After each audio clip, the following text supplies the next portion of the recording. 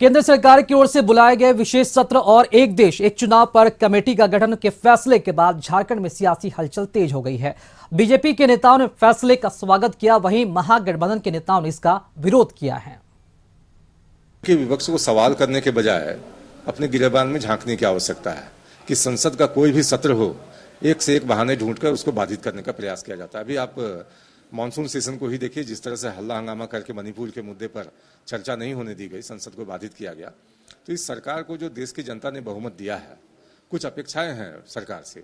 अगर हम वो काम नहीं कर पाए विगत सत्रों में, तो निश्चित रूप से सरकार उस दिशा में आगे बढ़ी। और 5 दिनों का जो विशेष सत्र है, कई मायनों में अहम होगा कि सरकार के, आप कह सकते हैं, कार्यसूची में जो विषय लंबित हैं अभी तक, उस दिशा में हम आगे बढ़ने की कोशिश कर रहे हैं। एक साल पहले जहां चुनाव होना है जिन राज्यों में, या एक साल बाद जहां चुनाव होना है, इस प्रकार का ऑर्डिनेंस लाना चाहिए सदन के अंदर, लोकसभा राज्यसभा में पारित करना चाहिए, ताकि एक साथ लोकसभा और विधानसभाओं के चुनाव हो जाए, ताकि खर्च बचे और जो संसाधन का दुरुपयोग है उसे रोका जा सके। अगर ऐसा हो जाता है तो इस देश के लोकतंत्र में, लोकतांत्रिक इतिहास में मील का पत्थर साबित होगा। देखिए, इसका जवाब तो वही लोग दे पाएंगे। विशेष सत्र, जहां तक मुझे जानकारी है, विशेष परिस्थिति में बुलाया जाता है। वैसी कौन सी विशेष परिस्थिति है? हम लोगों को तो नहीं लगता कोई विशेष परिस्थिति है, लेकिन हाँ, उनके लिहाज से विशेष परिस्थिति है।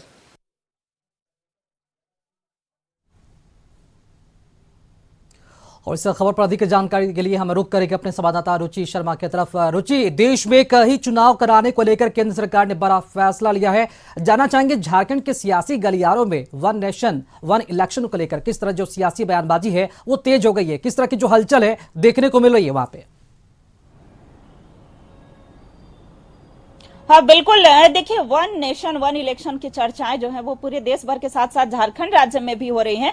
और एक तरफ बात करें कि देखिए भाजपा हो या आजसू हो, इसे सराहते हुए दिख रही है, वहीं दूसरी ओर INDIA गठबंधन में जो शामिल दल हैं वो इसका विरोध कर रहे हैं। और यह कहा जा रहा है कि केंद्र सरकार का तानाशाही रवैया जो है वो अब सामने दिख रहा है। कहीं से भी ये लोकतंत्र के लिए सही नहीं है। बाबा साहेब अम्बेडकर का अपमान भी ये बताया जा रहा है। अगर ऐसा होता है, यानी कि सरकार विशेष सत्र बुला करके अगर इस तरह के निर्णय लेती है, तो ये तानाशाही रवैया होगा। जनता सब देख रही है। वहीं दूसरी ओर यह भी कहा जा रहा है कि जो INDIA गठबंधन की बैठक हो रही है, उससे कहीं ना कहीं NDA पूरी तरह से घबरा गई है और इस बार NDA पर जो है INDIA भारी पड़ने वाली है। इसी तरह से जो कवायद है वो की जा रही है, लेकिन जनता सर्वोपरि होती है, जनता सब देख रही है। इस तरीके का जो डिसीजन है वो कहीं से मान्य नहीं होगा। हालांकि देखिए, जो विशेष सत्र है उसमें पूरी संभावनाएं जताई जा रही हैं कि जो कई ऐसे महत्वपूर्ण विधेयक हैं जो पास हो सकते हैं।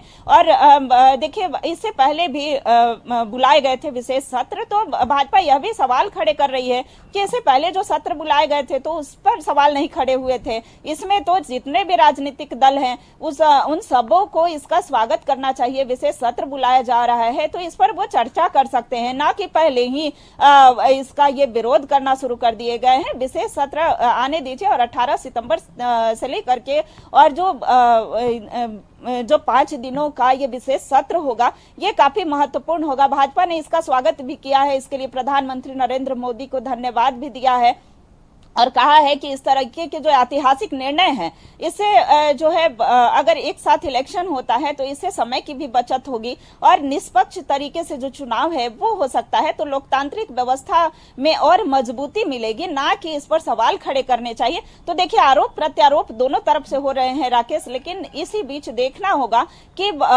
ये जो डिसीजन है, यानी कि सबसे पहले तो उन सत्र पर, 5 दिवसीय विशेष सत्र पर भी नजर होगी कि कौन कौन से ऐसे महत्वपूर्ण विधेयक जो है